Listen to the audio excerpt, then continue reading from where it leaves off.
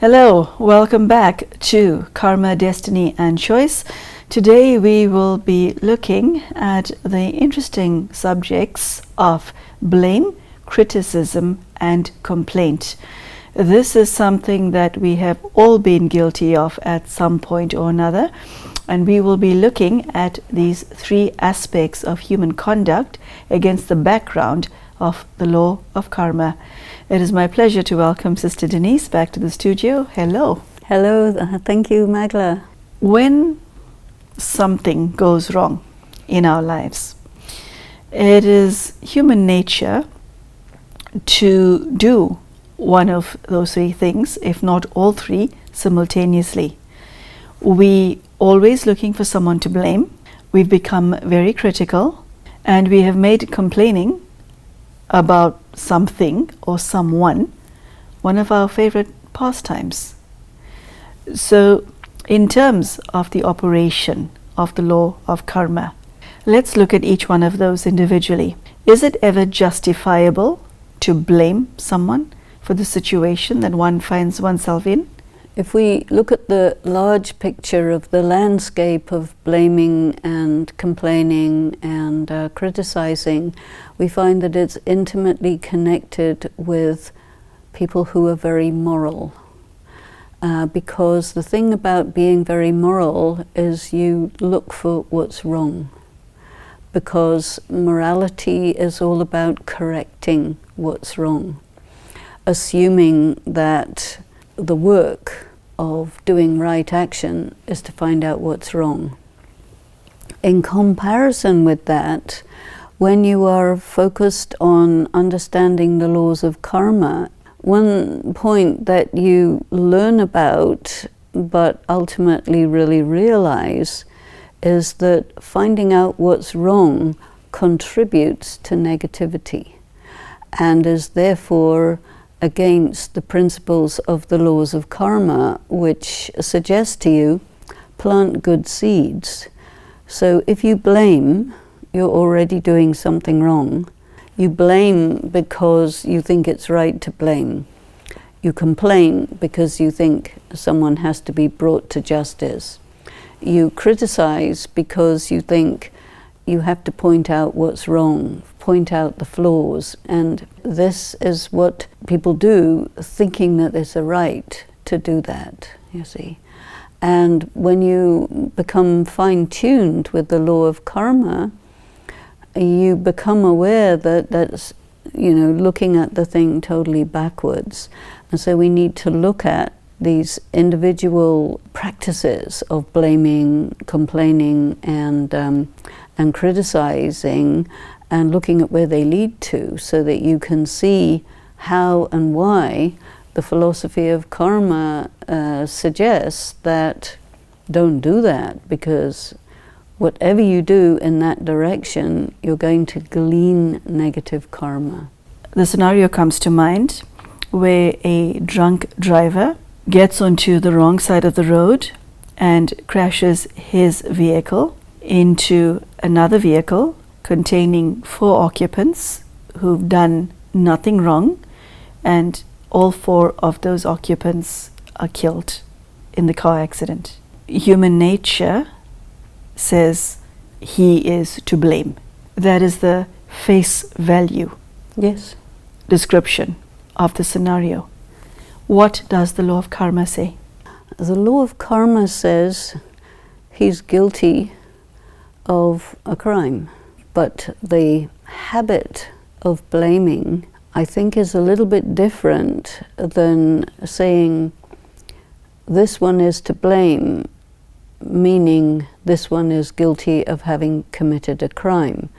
So we need to really look at how people blame in daily life. Why blaming is something we need to really rethink is because the habit of blaming is equated with the habit of pointing the finger when, of course, 3 fingers are pointing back at you. You have a problem and you blame somebody else for it, which is nothing to do with them.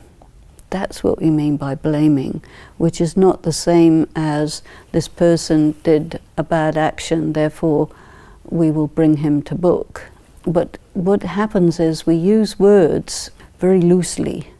And the loose use of words in language is a major problem because it, on one hand, it indicates that we have fuzzy thinking, and on the other, we're very imprecise.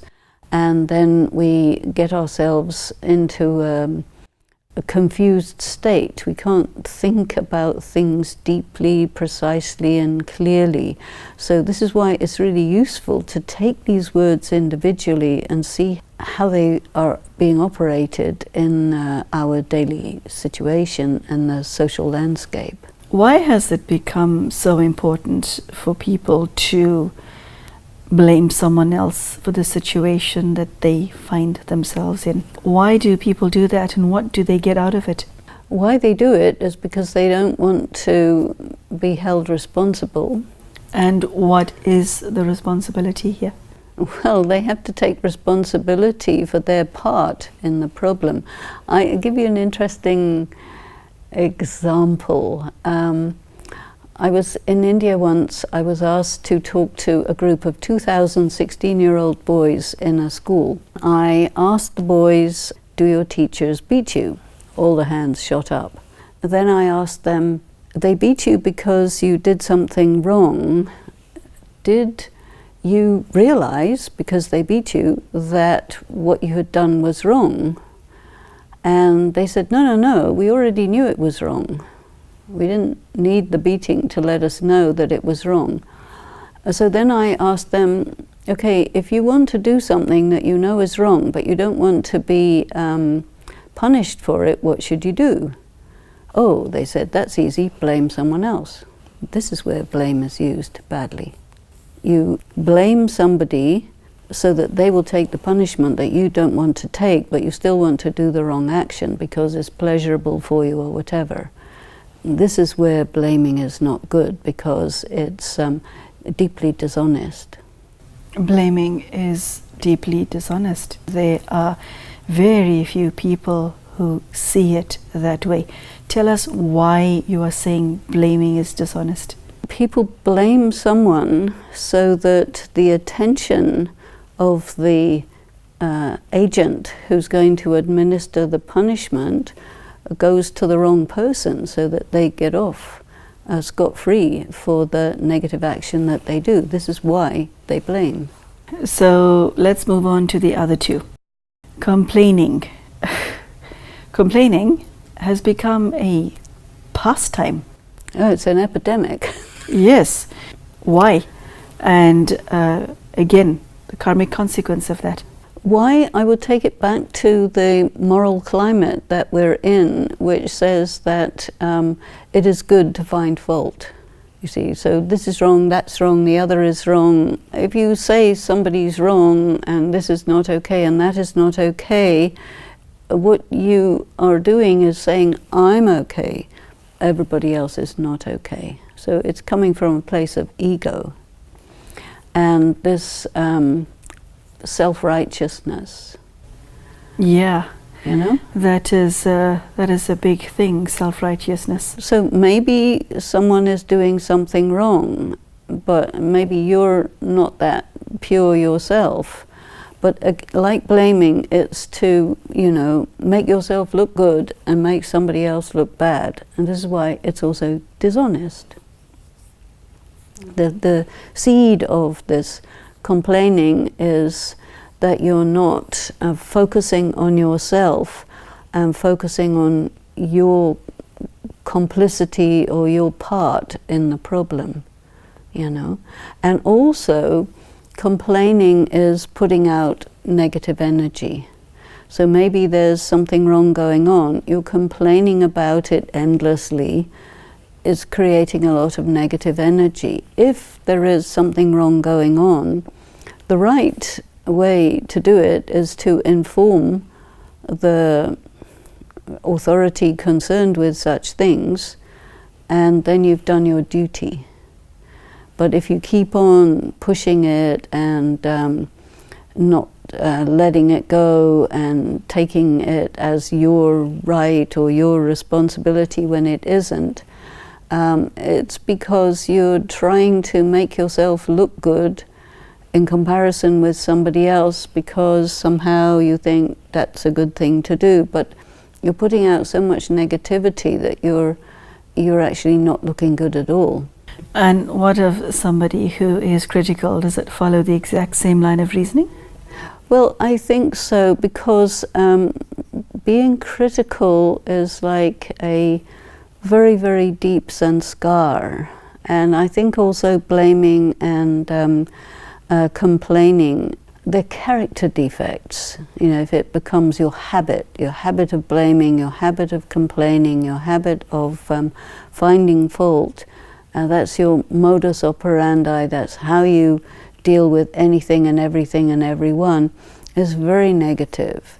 And you're creating negative energy, negative karma, and then you will start complaining, oh, nobody's interested in me, nobody listens to me, etc., etc. But you have created that, because doing complaining and blaming and finding fault and all of this is not going to lead to an improvement of the situation. You need to be proactive, you need to be creative. If something important has happened, you need to report it, but you don't need to, you know, go after it. I mean, if you are an investigative reporter and you go into a situation and you open up something which needs to be known because it's been hidden, you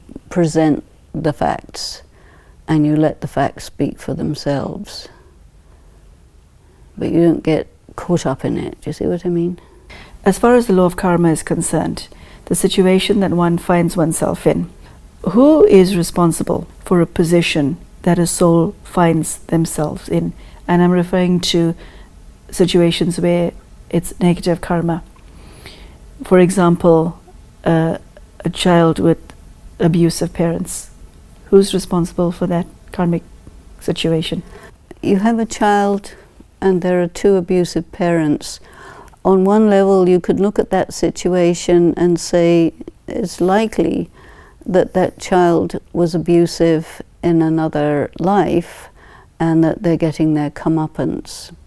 You could also analyze it in a different way, that that child has abusive parents because in that child's destiny they need to be absolutely free from attachment to their parents, and so they will be in a situation where they can very easily come out of that situation. And this is a rare occasion, and normally it's the other way, what I said first.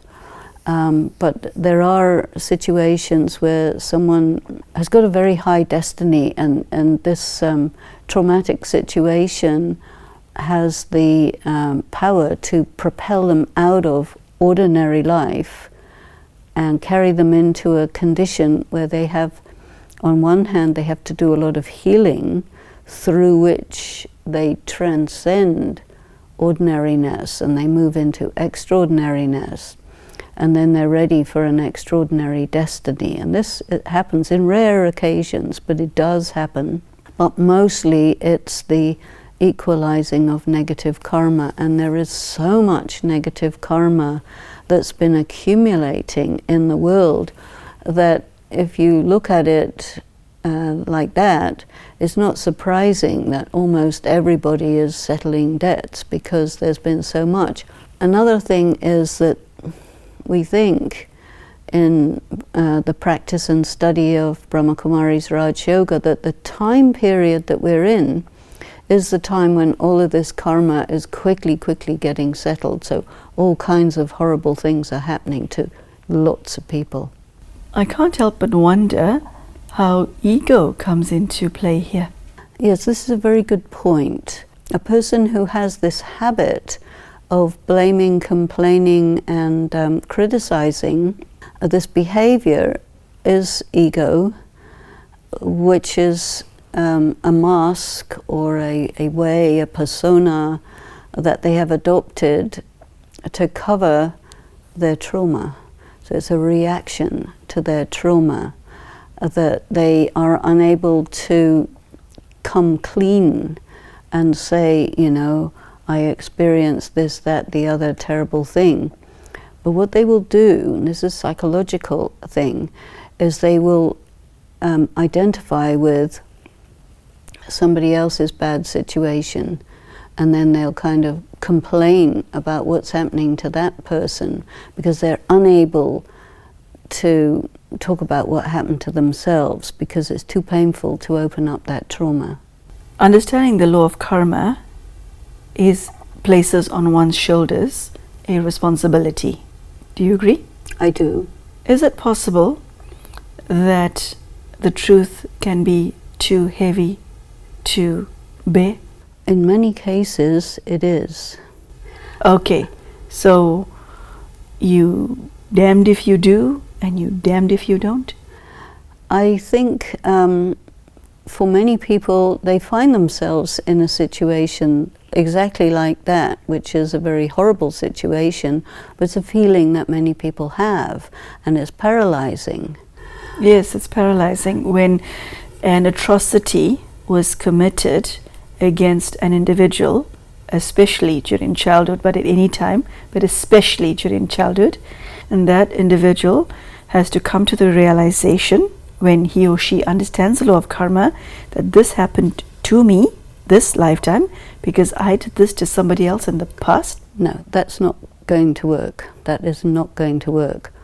What will happen is that person, as an adult, will think that they should have handled the atrocity better, but a child cannot. No. You see? So that person has to go through serious psychotherapy, and then maybe once they have healed from it, and then they look at the law of karma, and then they will see, was this a test? Was this a settlement of karma? But I think until they're really healed from the rawness of that wound, they're in no position to take a look at the law of karma as it applies to them in that atrocious situation, because it's too heavy and it should not be expected of the person. It's quite easy to understand the law of karma theoretically because you're distant from it. It's nothing to do with me. But when you want to really bring together the reality of your personal wounds, the knowledge of the law of karma, and then the process of healing from all of that, or the process of purification, which is a kind of purging, getting all that poison out of your system, out of your being through spiritual practice. You know, this is a very advanced level of personal work. And so we have to go slowly, step by step, because otherwise it is seriously unbearable, and there are mechanisms in terms of spiritual law which doesn't allow a person to see what they can't bear to see. We have to respect that. Yeah, that means respecting someone's pain. We definitely have to respect someone's pain, and a person can only really come out of their pain when they go through it, and they can't go through it until they're ready to go through it. So there's many elements that have to be in place before they can go from here to here. And you have to start somewhere. So here we're talking about the philosophy of karma, destiny, choice, in the context of human misery, atrocities, all of these terrible things. And it's very painful for people to think about it. And this is why they create this distance of theorizing.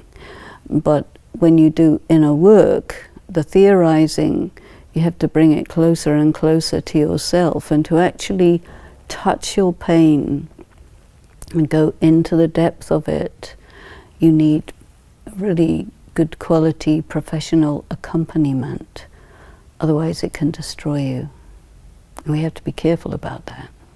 You use the word sanskaras or imprints or habits quite often throughout the series. For those who are habitually critical, complainers and blamers, what is the method to pull yourself out of that?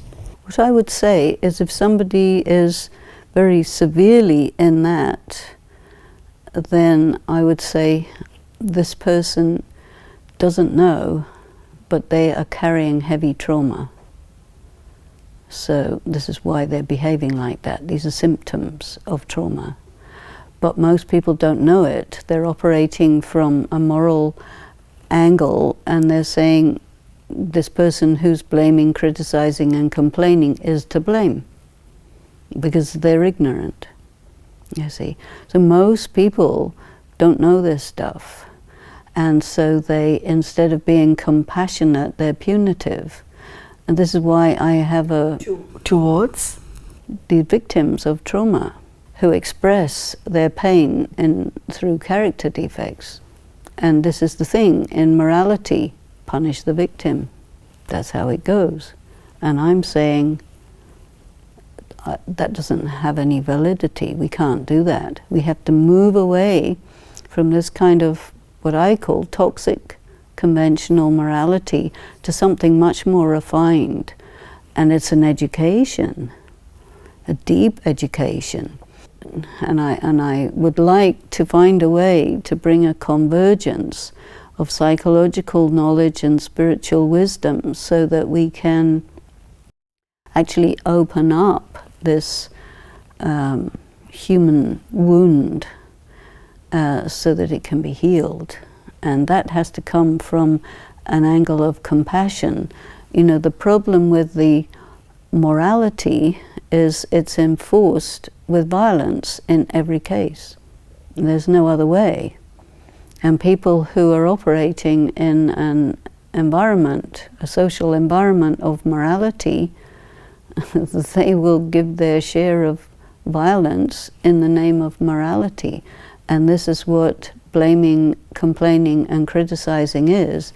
It's sort of institutionalized, legalized aggression against others, thinking that you're doing something really good.